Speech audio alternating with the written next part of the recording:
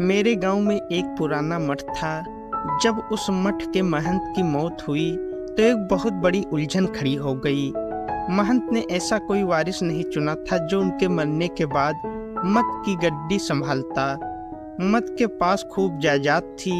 मठ के मैनेजर विनोद की नज़र बहुत दिनों से मठ की जायदाद पर लगी हुई थी, पर महंत की सूझबूझ के चलते उनकी दाल नहीं गल रही थी। महंत की मौत से विनोद का चेहरा खिल उठा।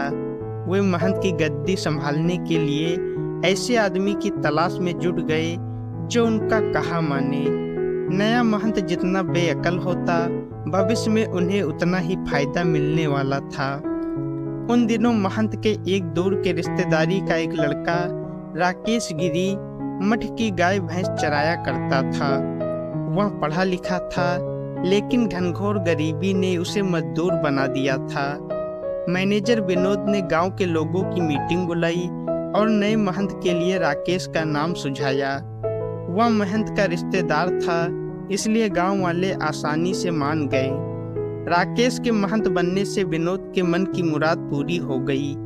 उन्होंने धीरे धीरे मठ की बाहरी जमीन बेचनी शुरू कर दी। कुछ जमीन उन्होंने तिकड़म लगाकर अपने बेटे बेटियों के नाम करा ली। इस तरह थोड़े दिनों में उन्होंने अपने नाम काफी जायदाद बना ली। राकेश सब कुछ जानते हुए भी अनजान बना रहा। वह शुरू में विनोद के एहसान तले दबा रहा, पर यह हालत ज्यादा दिन तक नहीं रही। जब राकेश को उम्दा भोजन और तन को आराम मिला तो उसके दिमाग पर छाई धुंध हटने लगी। उसके गाल निकल आए, पेट पर चर्बी चढ़ने लगी। वह केसरिया रंग के सिल्क के कपड़े पहनने लगा। गरीब गुरबे लोग उसके पैर छूकर आदर जताने लगे। इज्जत और पैसा पाकर उसे अपनी हैसियत समझ में आने लगी। राकेश ने विनोद को आदर के साथ बहुत समझाया, लेकिन उल्टे वे उसी को धौंस दिखाने लगे। विनोद मठ के मैनेजर थे। उन्हें मठ की बहुत सारी गुप्त बातों की जानकारी थी। उन बातों का खुलासा कर देने की धमकी देकर वे राकेश को चुप रहने पर मजबूर कर देते थे। इससे राकेश परेशान रहने लगा। एक दिन विनोद मठ के बरामदे में बैठे चाय पी रहे थे। चाय खत्म हुई कि वे कुर्सी से लुढ़क गए। किसी ने पुलिस को खबर कर दी। पुलिस विनोद की लाश को पोस्टमार्टम के लिए ले जाना चाहती थी। पोस्टमार्टम रिपोर्ट से भेद खुलने का डर था, इसलिए राकेश थानेदार को मठ के अंदर ले गया और ले देकर मामले को रफा दफा करा दिया। विनोद को रास्ते से हटाकर राकेश बहुत खुश हुआ। यह उसकी जिंदगी की पहली जीत थी। उसमें हौसला आ चुका था। अब उसे किसी सहारे की जरूरत नहीं थी। राकेश नौजवान था। उसके दिल में भी आम नौजवानों की तरह तमाम तरह की हसरतें भरी पड़ी थी। खूबसूरत औरतें उसे पसंद थी, सो वह पूजा पाठ का दिखावा करते हुए और पाने का सपना सजोने लगा। उन दिनों मठ की रसोई बनाने के लिए मैं नई नई आई थी। मेरी एक जवान बेटी किरण भी थी। इसके बावजूद मेरी खूबसूरती देखते ही बनती थी। गालों को चूमती जुल्फे, कटीली आंखें और गदराया बदन। एक रात मुझको घर लौटने में देर हो गई। मठ के दूसरे नौकर छुट्टी पर थे, इसलिए कई दिनों से बर्तन भी मुझे ही साफ करने पड़ रहे थे। राकेश खाना खाकर अपने कमरे में सोने चला गया था, लेकिन उसे नींद नहीं आ रही थी। चारों ओर खामोशी थी। आंगन में बर्तन मांजने की आवाज के साथ चूड़ियों की खनक साफ साफ सुनाई दे रही थी। राकेश की आंखों में मेरी मस्त जवानी तैरने लगी। शायद उसे पाने का इससे अच्छा मौका नहीं मिलने वाला था। उसने आवाज देकर मुझको अपने पास बुलाया। राकेश की आवाज सुनकर मैं सिहर उठी। मैं अनसुनी करते हुए फिर से बर्तन मांजने लगी। राकेश खींच उठा। उसने बहाना बनाते हुए फिर मुझे पुकारा, कमली जल्दी आना, दर्द से सिर फटा जा रहा है। अब की बार मैं अनसुनी नहीं कर पाई। मैं हाथ धोकर सकुचाती हुई राकेश के कमरे में पहुंच गई।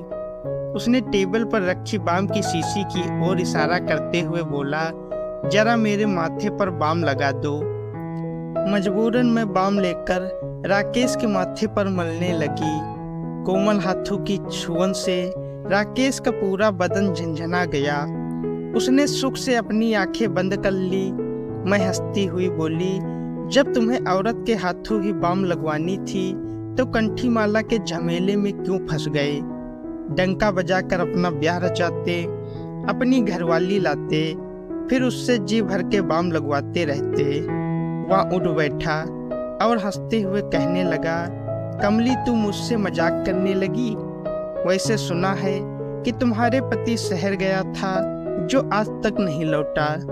मुझे नहीं समझ आ रहा कि उसके बिना तुम अपनी जवान बेटी की शादी कैसे करोगी। राकेश की बातों ने मेरे जख्म हरे कर दिए। मेरी आंखें भर उठी। मैं आंचल से आंसू पोंछने लगी।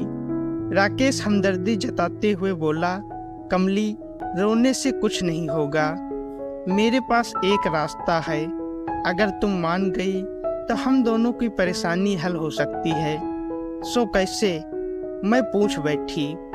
अगर तुम चाहो तो मैं तेरे लिए पक्का मकान बनवा दूंगा। तेरी बेटी की शादी मेरे पैसों से होगी। तुझे इतना पैसा दूंगा कि तू राज करेगी। मैं उतावली होकर बोली, उसके बदले में मुझे क्या करना होगा? राकेश मेरी बाह को थामते हुए बोला, कमली सचमुच तुम बहुत भोली हो। अरे तुम्हारे पास अनमोल जवानी है, वह मुझे दे दो। मैं किसी को खबर नहीं लगने दूंगा। राकेश का इरादा जानकर मेरा चेहरा फीका पड़ गया। मैं उससे अपना हाथ छुड़ाते हुए बोली, मुझसे भारी भूल हो गई। मैं समझती थी कि तुम गरीबी में पले हो, इसलिए गरीबों का दुख दर्द समझते होगे, लेकिन तुम तो जिस्म के सौदागर निकले। मैं कमरे से बाहर निकलने वाली थी कि राकेश ने झपट कर मेरा आंचल पकड़ लिया। मैं धक से रह गई। मैं गुस्से से पलटी और राकेश के गाल पर एक जोरदार तमाचा जड़ दिया। रात के सन्नाटे में तमाचे की आवाज गूंज उठी। राकेश हक्का बक्का होकर अपना गाल सहलाने लगा। मैं बिफरती हुई बोली, मैं थूकती हूँ तुम्हारी महंती और तुम्हारे पैसों पर। मैं गरीब हूँ तो क्या हुआ, मुझे इज्जत के साथ सिर उठाकर जीना आता है। इस घटना को कई महीने बीत गए, लेकिन राकेश मेरे चांटे को भूल नहीं पाया। एक रात उसने अपने खास आदमी के हाथों मेरी बेटी किरण को उठवा लिया। किरण नींबू की तरह निचड़ी हुई लथपथ हालत में सुबह घर पहुंची। किरण से सारा हाल जानकर मैंने माथा पीट लिया। समय के साथ राकेश की मनमानी बढ़ती गई। राकेश ने अपनी हिफाजत के लिए बंदूक खरीद ली। उसकी दबंगई के चलते इलाके के लोगों से उसका रिश्ता टूटता चला गया। राकेश किरण वाली घटना भूल सा गया, लेकिन मेरे और किरण के लिए अपनी इज्जत बहुत मायने रखती थी। एक दिन मैं और किरण धान की कटाई कर रहे थे, तभी मैंने सड़क से राकेश को मोटरसाइकिल से आते देखा। बदला चुकाने की आग में जल रही हम दोनों माँ बेटी ने एक दूसरे को इशारा किया। फिर दोनों माँ बेटी हाथ में हंसिया लिए राकेश को पकड़ने के लिए दौड़ पड़ी। राकेश सारा माजरा समझ गया। उसने मोटरसाइकिल को और तेज चलाकर निकल जाना चाहा, पर हड़बड़ी में मोटरसाइकिल उलट गई। राकेश चारों खाने चित गिरा। मेरे लिए मौका अच्छा था। मैं फुर्ती से राकेश के सीने पे चढ़ गई। इधर किरण ने उसके पैरों को मजबूती से जकड़ लिया। मैं राकेश के गले पर हंसिया रखती हुई बोली, बोल तूने मेरी बेटी की इज्जत क्यों लूटी? इतने में वहाँ भारी भीड़ जमा हो गई। राकेश लोगों की हमदर्दी खो चुका था, सो किसी ने उसे बचाने की कोशिश नहीं की। राकेश का चेहरा पीला पड़ चुका था। जान जाने के खौफ से वह हकलाता हुआ बोला, कमली मेरा गला मत रेतना। नहीं, मैं तुम्हारा गला नहीं रेतूंगी। गला रेत दिया तो तुम झटके से आजाद हो जाओगे। मैं सिर्फ तुम्हारी गंदी आंखों को निकालूंगी। दूसरों की जिंदगी में अंधेरा फैलाने वालों के लिए यही सही सजा है।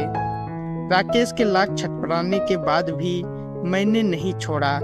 हंसिया के वार से राकेश की आंखों से खून का फव्वारा उछल पड़ा। उसको उसके किए की सजा मिल गई थी।